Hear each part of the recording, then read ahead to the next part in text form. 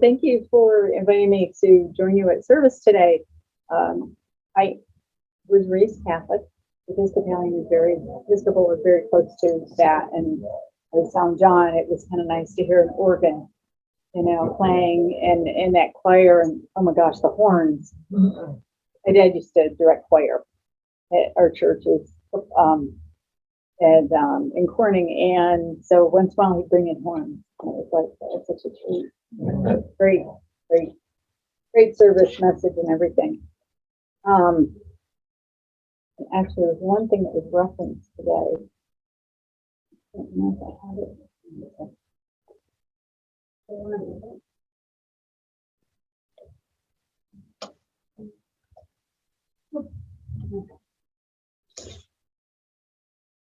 Well, thank you for having me too. Deb Keener is the founder and executive director of the Potter's Hand, and I'm the director of marketing and development for the Potter's Hand.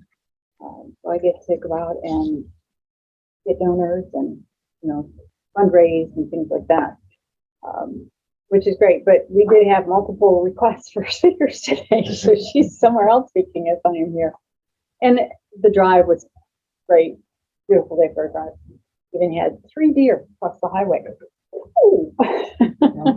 Be careful. Yeah. Right? Yeah. How many of you, besides knowing that I was coming in today to speak, had heard about sex trafficking or sexual exploitation? Okay, so globally, globally, more globally, right? Okay, well, and starting with globally, how this came about is Deborah's daughter-in-law is in India, and she returned. She was telling her about sex trafficking that was happening there. I was like, really? And just got to Deb's heart, and she said, I have to do something I have to be able to do. There's money I can send, anything. What can I do? She researched more into sex trafficking, and there was a woman in New York City that she connected with. And the woman was telling her all about sex trafficking and everything. And she said, once you know about it, you can't not know about it and not do something about it. And Deb was just like, okay, I'll just send money internationally in that. And the woman was like, oh dear, it's where you are. And it's where you are. And Deb just didn't believe that could be so, because we are in Corning, New York.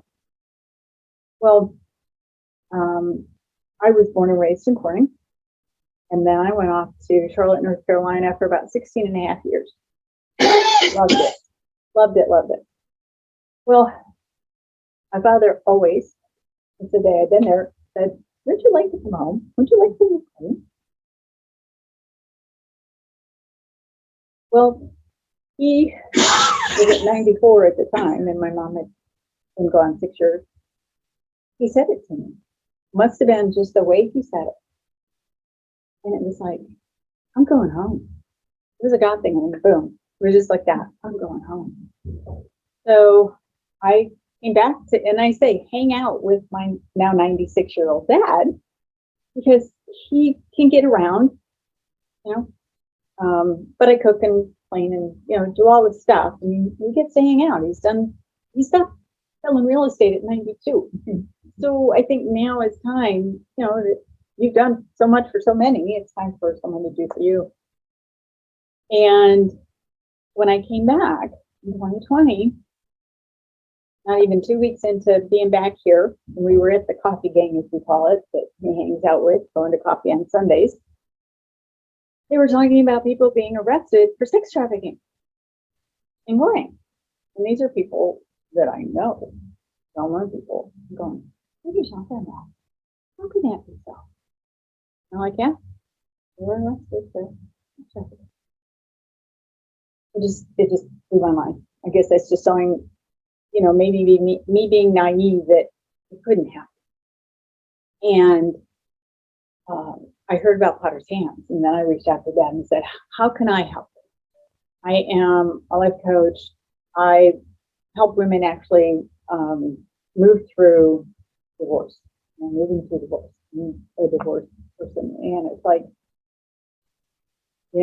I got help, and women need some help for this sort of thing. So how can I help in some way?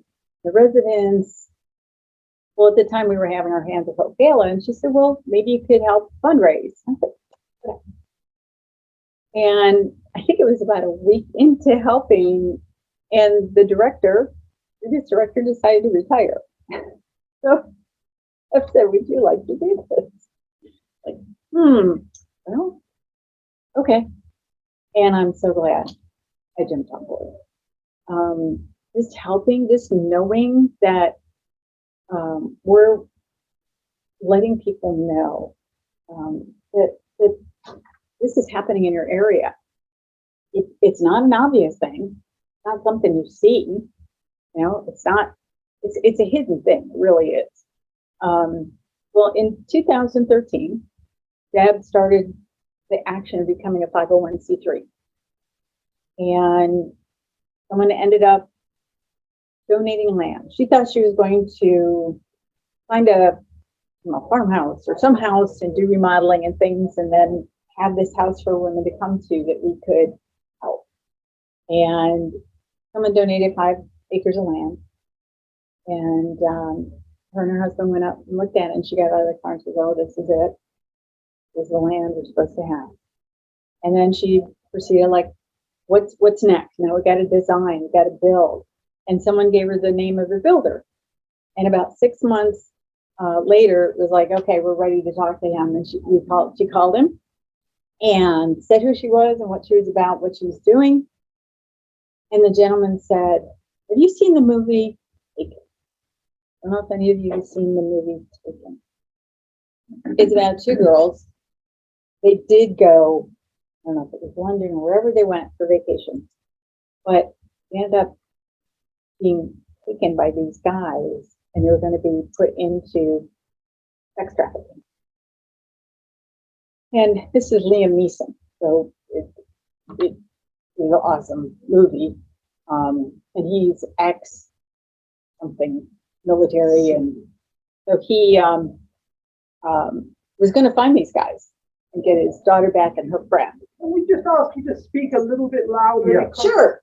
Yes. I don't know, something about the room, it's just dissolved the sound. Yes, and there's probably some white noise going on too, I would imagine. I'm sorry. Oh, okay. So the movie Taken is about these 2 girls that go across like to London or something, and they end up getting these 2 guys befriend them, is what typically happens, and then they were going to get them into sex trafficking. And the one girl was calling her dad and telling, it's like something's going on, need help, and then he doesn't hear from her, and so he's doing what he can do and using his experience to go find them. So the guy had asked Deb, have you seen the movie Taken? And she said, yes. And he said, I just watched that movie with my wife like 2 nights ago.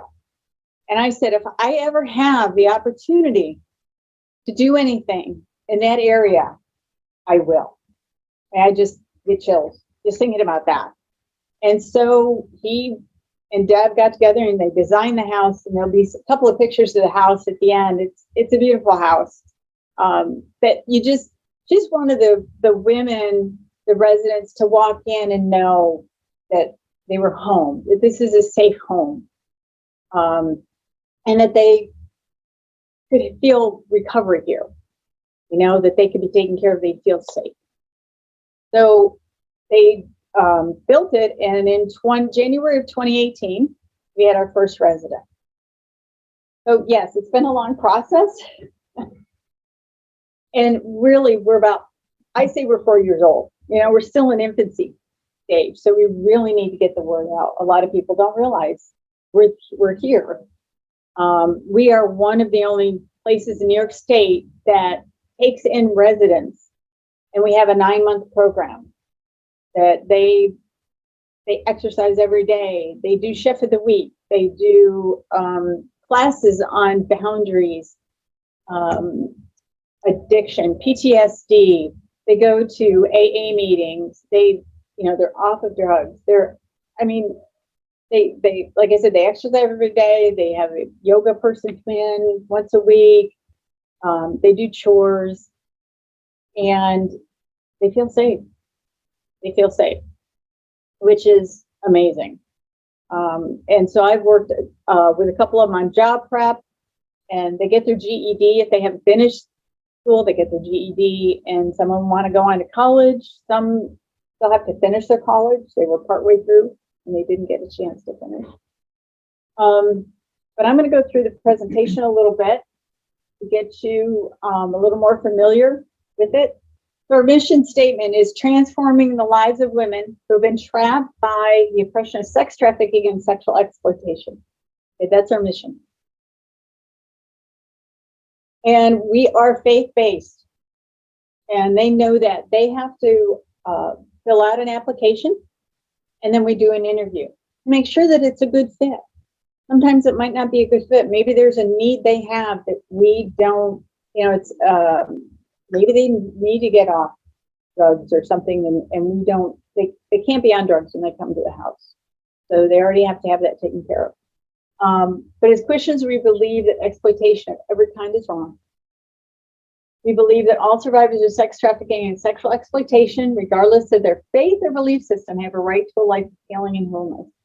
And yes, we are faith-based. They understand that when they come. Maybe they're not practicing. We do go to a church every Sunday, and we have had some of them say that Jesus Christ is my Lord and Savior. So again, sex trafficking, sex exploitation, we provide a safe, secure environment, and we take women ages 18 and up. So we nurture them mentally, physically, spiritually, and equip them now. Here's this past life, but here's your future. So that they can become self-reliant and a reintegration into society. And so that we build that healthy relationship, some have a little bit of communication with family. Some don't want communication with family, or there's a friend that they are communicating with. And it's limited. I mean, everything, phone calls, or they sit in with one of the staff people. Okay. We're careful that way, because we did have one resident that was speaking with her father, and she would visit him, but she wrote a letter to her captor, as we call it, and gave it to her dad to give to him. So she wasn't ready yet to cut the ties. You have to be ready for certain things in your life. And again, we provide the education and awareness of the atrocity of sexual exploitation and sex trafficking in our local communities, so that we can bring about change at all levels. All right, so human trafficking. And according to the United States Department of Homeland Security, it's a hidden crime. We don't know what's going on. And it's there. Victims rarely come to seek help because they're ashamed that they allowed this to happen. How did this happen? How did I allow this? And for fear of law enforcement. So traffickers use force, fraud, or coercion to lure their victims and force them into labor or commercial exploitation. This is the one I was just going to talk about, and I didn't know where it was. The Commercial Sex Act. Any sex act, anything of value is given by any person. It could be money, food, drugs, shelter, clothing. Someone could say, well, I don't have my apartment anymore. I got evicted or something like that. And, a friend, guy, would say, well, you can sleep on my couch until things get better. Well, there could be a point at which you can sleep on my couch if you perform the sex act. Or, you know, maybe not to him, but maybe to some friends. I mean, these things happen. It's unfortunate. It's amazing. Or they give them, you know, gifts. You know, again, food, drug, you know, drugs. If they're, and some of them will get them on drugs. They'll get them hooked on drugs, so then they can get them to the sex act. So it exists in the United States, can be considered a modern day slavery. And we've had this fight for a while, so we're sure it's a lot more. Worldwide is 150 billion criminal industry and found in every state of the United States. About every city, but if there are drugs in your city, more than likely there's sex trafficking, which is unfortunate. It requires force, fraud, or coercion, purpose of commercial sexual exploitation of individuals through prostitution, pornography, sexual performance. And under the Trafficking Victims Protection Act, it requires force, fraud, or coercion unless the victim is a minor. Okay? For a minor, it's actually easier for them to go to law enforcement and say, you know, we hear about them, oh, she's only 16, you know, she's under the age of 18, you know, to prove certain things. But once you're over 18, it's more difficult to prove. Up to 300,000 American children are at risk of being exploited through pornography or prostitution every year. Any minor using a commercial sex act, again, exchanging anything of value, victim of sex trafficking, regardless of his or her willingness or to desire to engage in the sex act. Like I said, we take in women of 18 and up. And we just had one woman that graduated the program that was like 42. And is like, wow. Unfortunately, this happens to children ages 12 and older, or even younger. And that I'm glad we're not for Potter's hands and we deal with 18 and up. I mean, it's bad enough, but you know. So again, the average age of child is first exploited through prostitution is 12 years old. So children as young as infants have been identified in pornography. So they use them in some way. They're treated as criminal by local law enforcement as they're arrested and incarcerated as a means to protect them from the traffickers. Okay? The label of victim versus criminal determines whether action is taken against the victim or the perpetrator.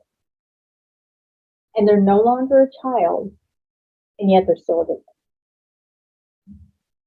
So, myths and misconceptions of human trafficking, the victim knew what they were getting into. Not always.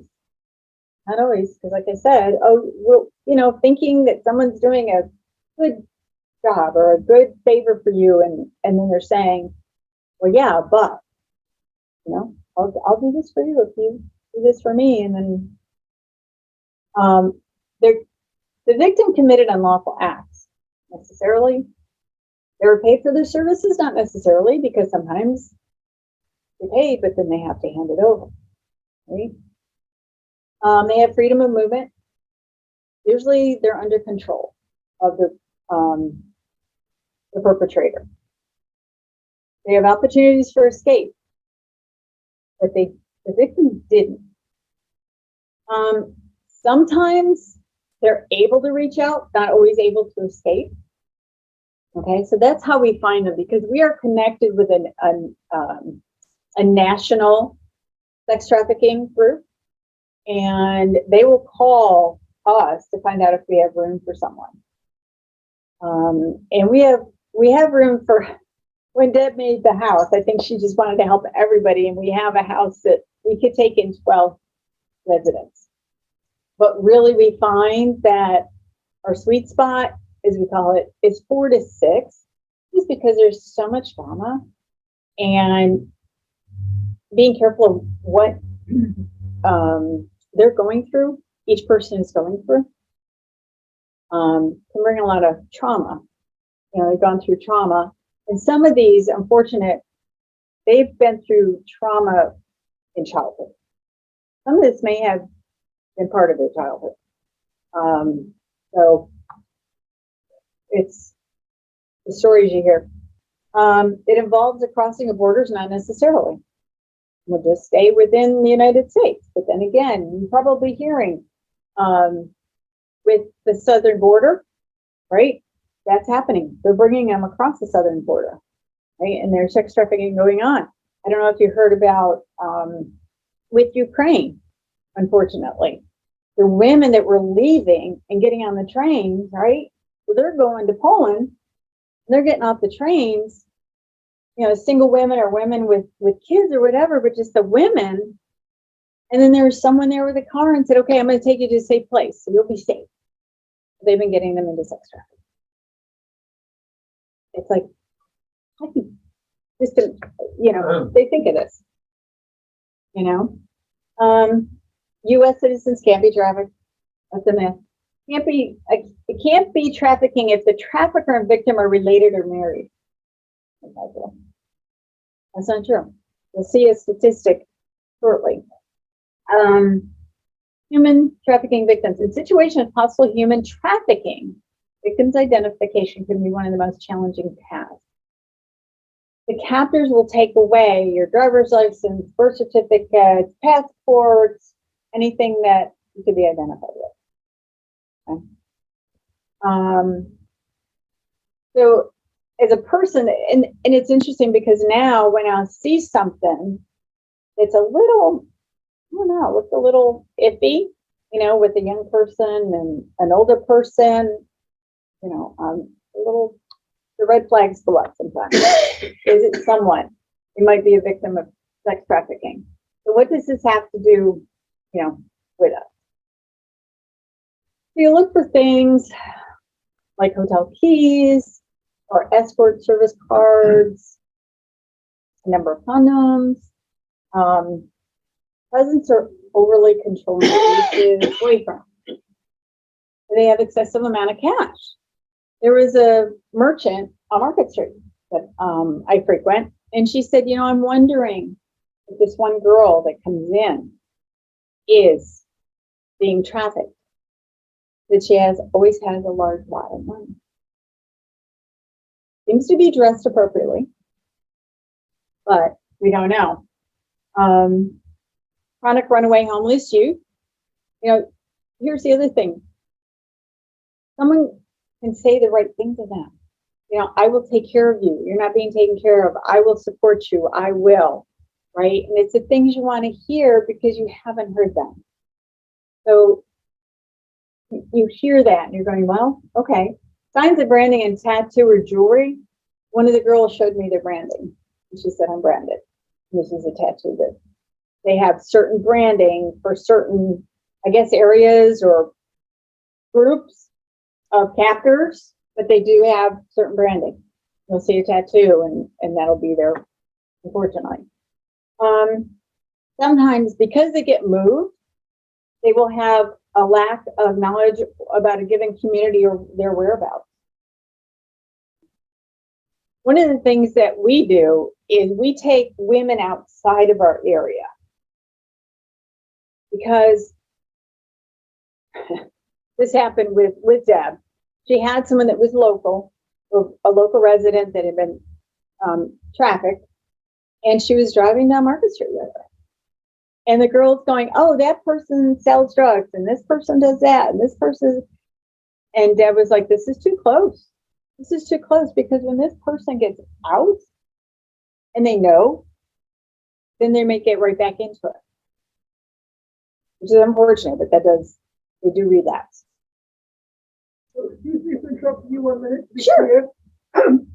Your residents are all from out of town or out of state?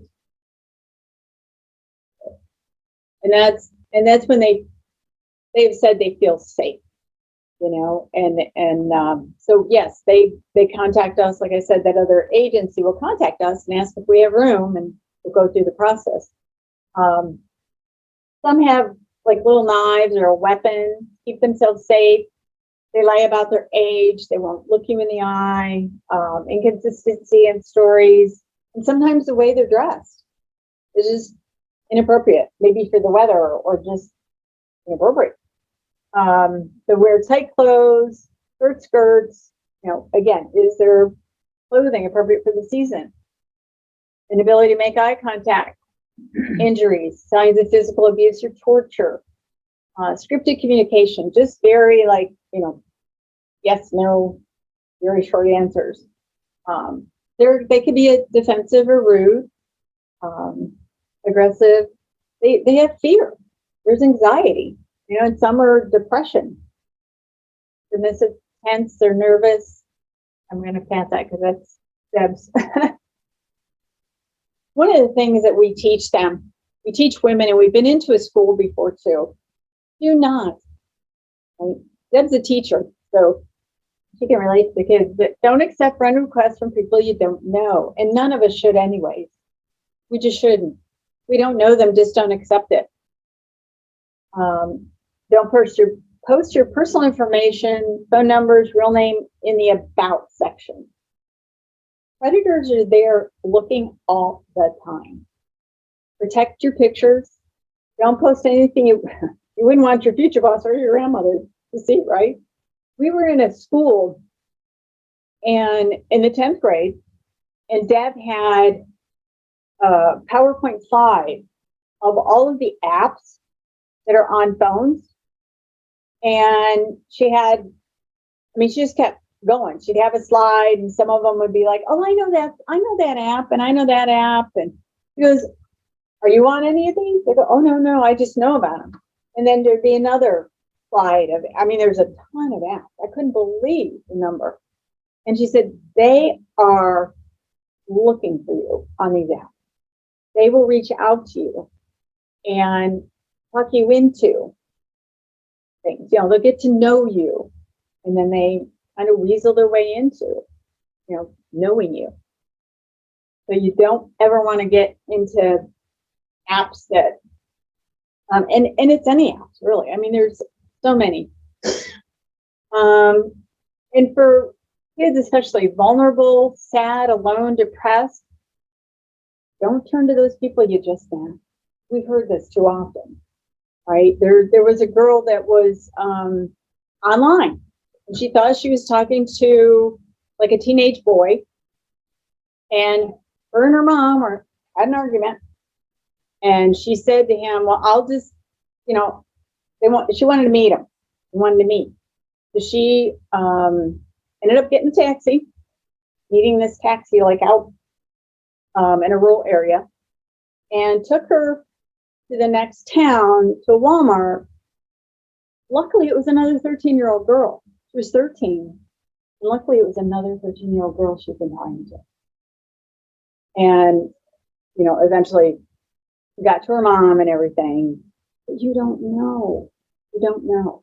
You hear of, personally, people that think they're speaking to a 15-year-old and then they end up, getting caught.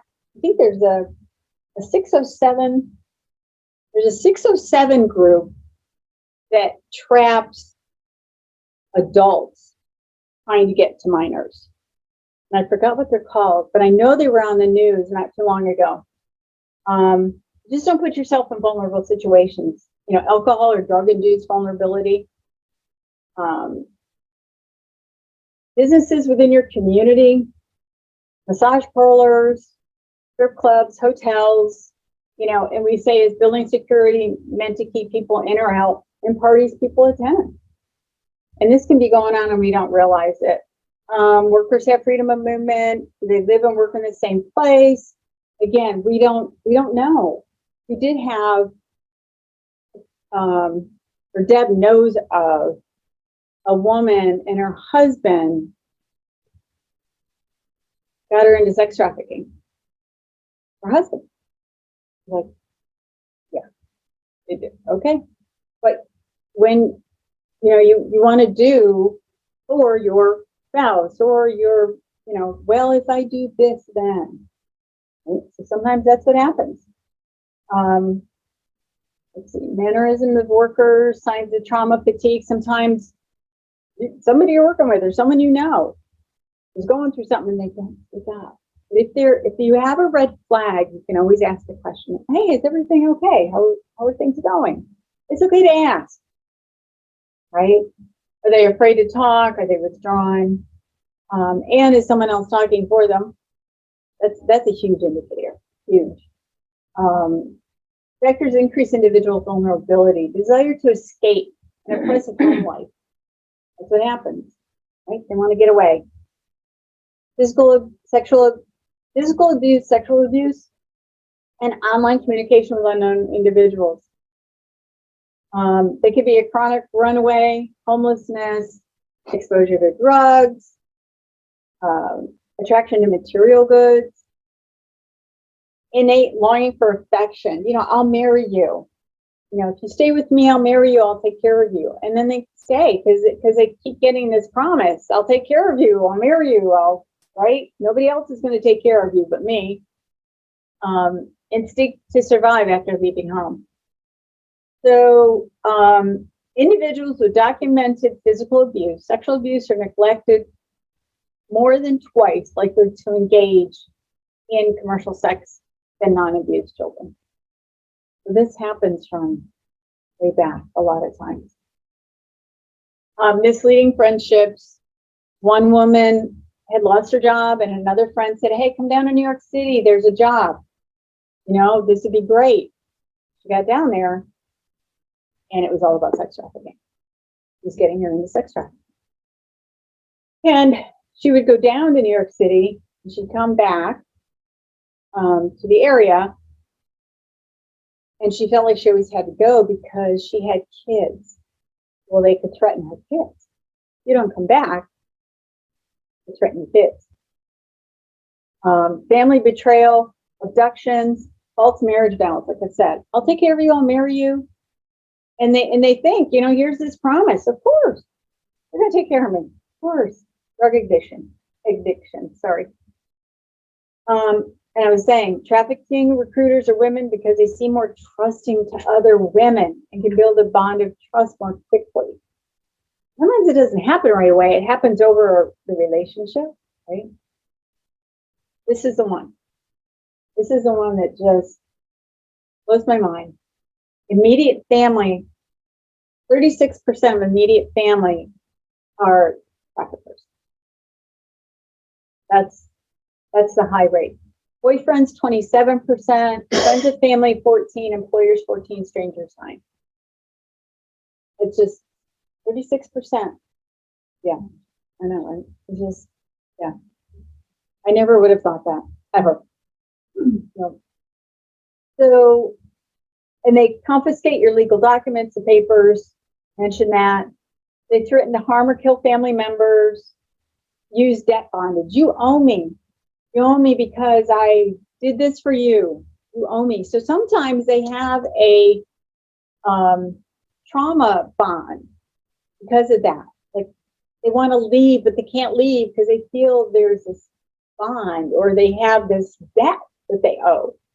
And they will move victims to different locations so they can't get used to one location, try to get with someone.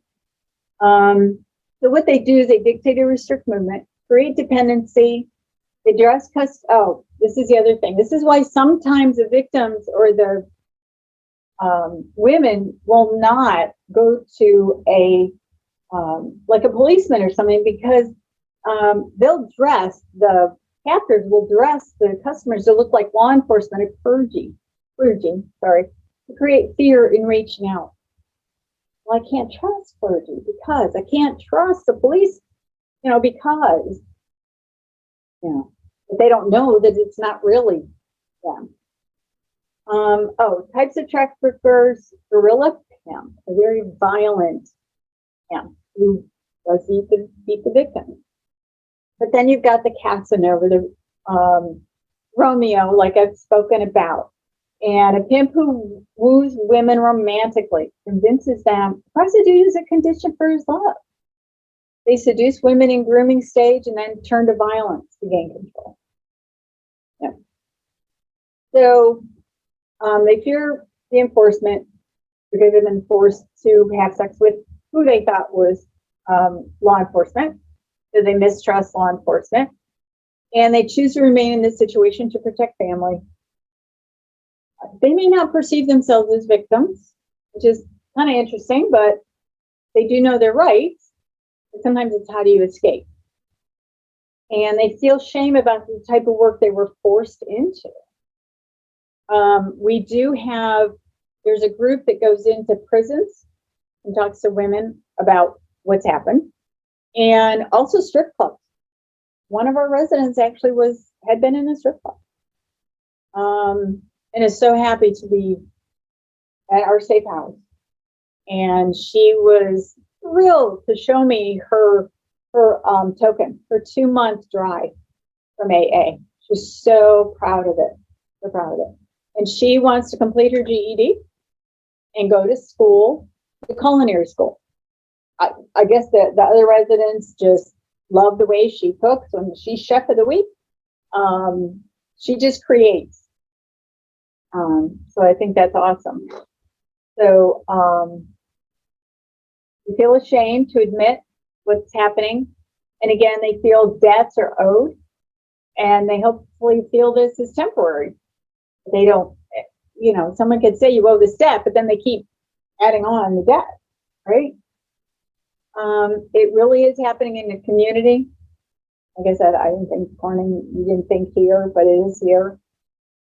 Local news, social media, sexting, Craigslist, Backpage. I don't think Backpage is around anymore, but Craigslist, people can find other people on Craigslist. Sex offender registry, disclosure. I mean, it's just, we have the residential safe house for women 18 and up. We say a year-long program, but now we've gone to 9 months. But sometimes they're not used to being in one place for a year. And in 9 months, they've gone through a lot of healing.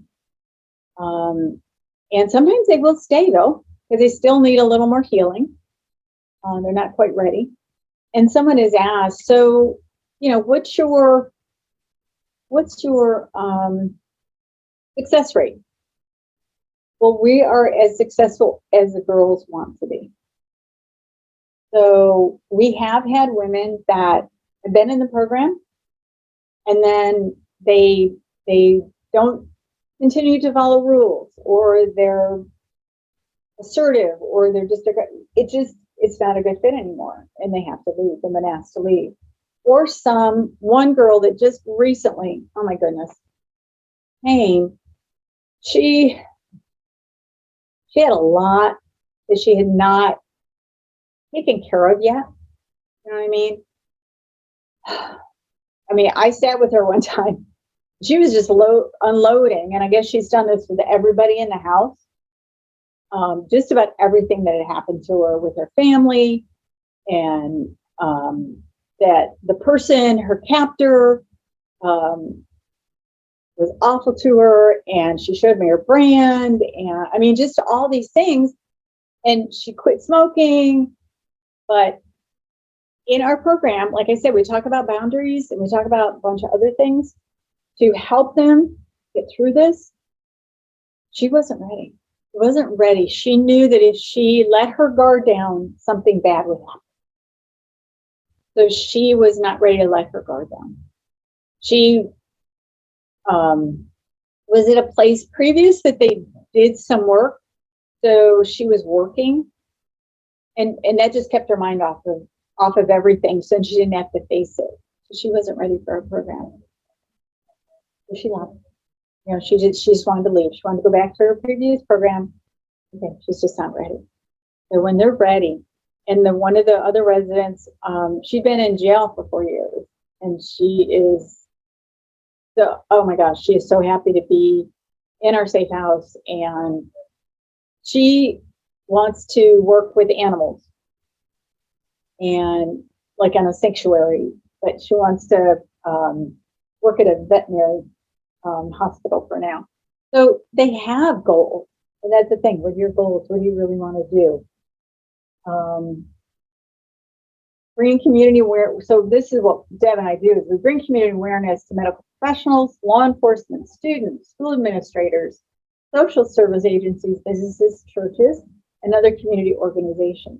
If there's an organization you feel that really needs to hear this or understand what sex trafficking is about, we are available. We are available. What do survivors need? Continued new identity, willingness to work on the recovery, acceptance from all staff, treatment, specific programs, and time. And that's what they have at the Safe House. They have time to work on themselves, whether it's journaling or the homework from the classes, physical work. You can become an advocate by educating yourself and talking to others about sex trafficking. And again, like I said, we are here to help, to answer questions. Our Rebels, we aren't doing that program anymore, but we do have other volunteer areas. You can become a teacher or a driver. Sometimes they need drivers for appointments. We are creating a phase 2. We want to have their, so when they graduate from a program, it's kind of like the next step for them. Like the next house they go to get them reintegrated into society. And we're thinking about having like a little coffee shop or something where they would work. You could become on the prayer team. We have a golf tournament coming up, the gala coming up, dinner dessert auction we just had, which was a ton of fun. We had dinner and then we had an auctioneer come and auction off the dessert. It was a lot of fun. Hold awareness events, an area of expertise you might have, or donate. I did hand out to everybody one of these cards, and that just, you can fill out with your name and information and how you'd like to be involved, if you'd like to be on the prayer list or being a prayer partner, be on the mailing list, just to get our information to you. The other thing I have on that table is our upcoming events. We have volunteer sessions. We already had the dinner dessert auction. We've got the rummage sale coming up. We've got the Potter's Hands Golf Classic. That's coming up in August. So if any of you love to golf or know people that golf, and the Hands of Hope Gala in November. And pamphlets that kind of give you a little bit more information on that. And again, the golf, I do have golf information there. And then this is also our annual sponsorship package options. If you know of people that would be, interested in participating with us. As always, because we're a 501c3 and we write grants, we don't do a lot with federal grants just because we are faith-based. You can be financial support, a day sponsor, monthly donors, estate planning, consumable household items we take in, reducing things with the building, like just to keep it up, and they just did some planting of some flowers and things and building for transitional home. This is the house itself. One of the other things we do is what's called Heavenly Treats. And it is made in this kitchen. It's a separate entity from the Potter's Hands, but we make fudge. It's sold in all the burned areas across New York State. If you go into a burned area, look for our fudge. We also make caramel corn and chocolate drizzle caramel corn. Oh, the die for. And some different nuts and things we sell at different places. So this is the kitchen. Awesome. It's the living room, the fireplace. Like I said, it's rural, so they get to see the different animals and things that come out, and the deer and the turkey and the rabbits, and it's beautiful. It really is. You walk in there, you just feel so welcome. There's a staircase. All of this was donated. They went out and got, talked to different builders and vendors, and because of what it is, people donated. So it is debt-free in that respect, but then we also have the ongoing daily expenses. This was designed for us, and the beauty of it is, and they were thinking very smart, you can bring it down to clean it. So it lowers to clean, thank goodness. I'm glad I don't have to clean that. And this is one of the rooms for the residents. This is the table. This is beautiful. you know, you could, like I said, the scenery is just amazing. And this is downstairs. They have some, they do have a bike. They have the treadmill. They do crafts and things over there, and they don't have Wi-Fi or anything, but they can watch movies and things. And on Saturdays, they go to the library. They can check out books and movies. And this is a picture of the outside of the house. So for more information, and I know there's information on the white cards, and I have some more on the table too. And on the white cards, again, we've mentioned about donating if you want to donate or do anything, become a partner in any way. It's on the other side of the white card. But you can go to the pottershandsfoundation.org.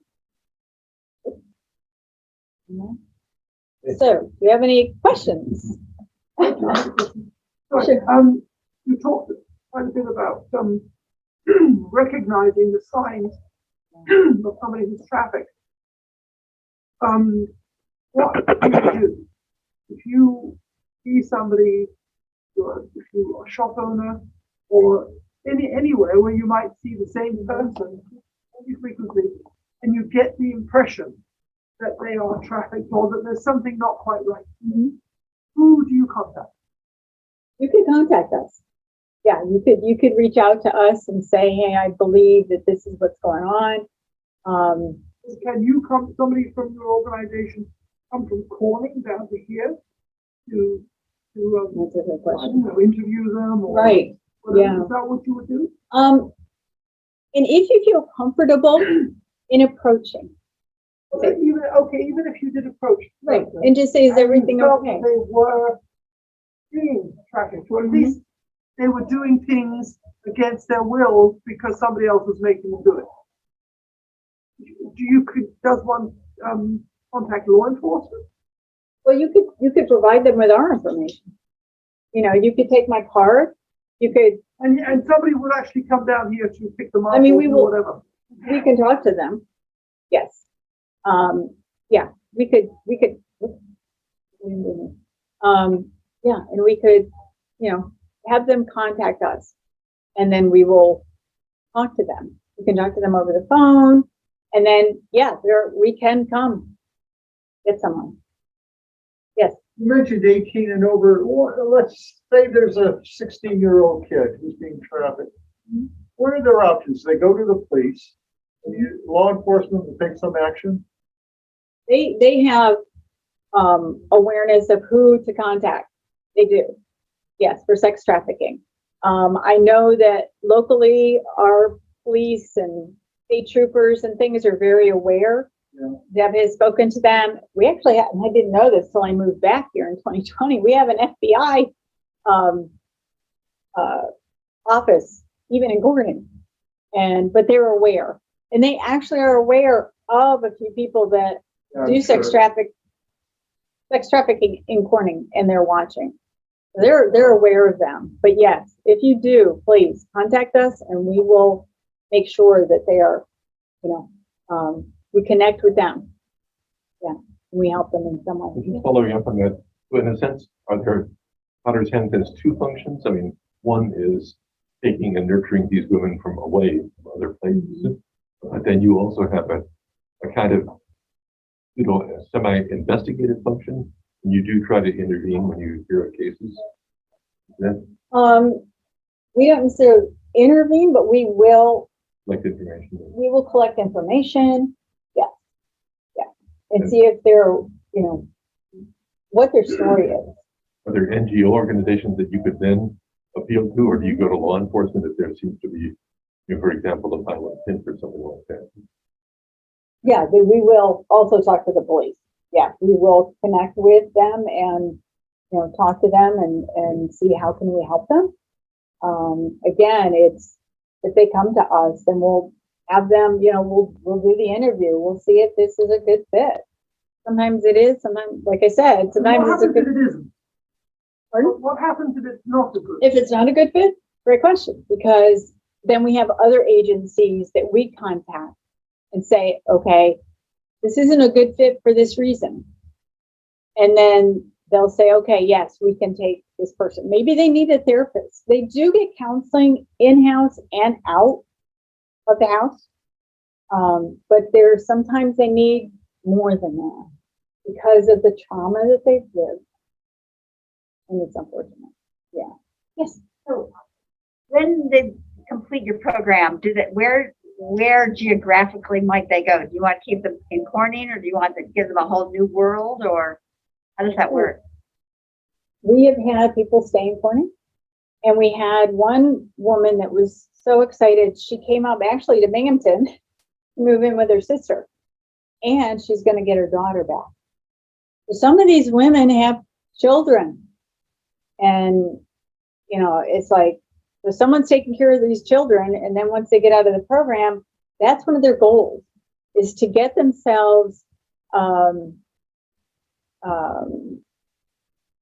reintegrated into society, you know, get themselves so that they're how they should be in society, you know, with a job and with money and driver's license. Yeah, driver's license, things like that. Get their birth certificate back, you know, get their social security card, make sure everything is they should have, so that they can live like, you know, you and I have those freedoms, and that they have that freedom. So that's their goal, is to get to that part of living. You know, after a while, this can't go on for years with a particular woman, because eventually I would think they wouldn't want them, they'd get too old, maybe they're drug addicted. What happens to these women long term?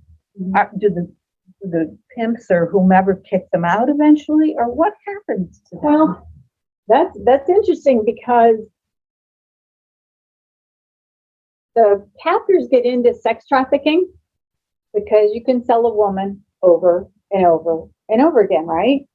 With a drug, you sell it and you may not get a repeat customer, but with women, you can sell it over and over. You know, that same drug, you're only going to sell once, right? That one time.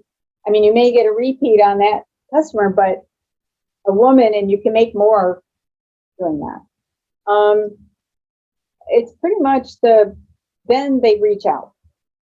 Then they reach out to an agency. You know, if a woman is just like left on the road, yeah, right. You know, you're no more use to us.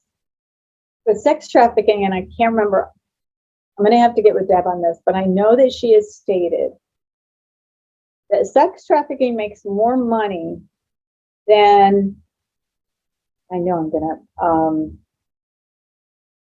trying to think of what the different, but I know like Disney, and there's like 3 different things. You combine those, sex trafficking makes more money than they do in a year. They can keep turning women over maybe to other countries or wherever if they get it so that they don't want them anymore, they can sell them again. Does the Potter's Hand get involved with dealing with the captors once you've identified these people, or you report them, as it were? Like I said, there's a couple that we know of in Corning, and they're watching them. But other than that, we don't get involved with that at So all. the process continues, and then you deal with the people. Right, because we're healing the women. Right. Yeah, you know, separate the past, create the future. But yeah, it's yeah, we don't, because it is a safe house, and you know, you have to be careful about who knows where it is. Yeah. Yes. Anything else? Thank you. You are welcome. I hope Thank you that very much. I educated you.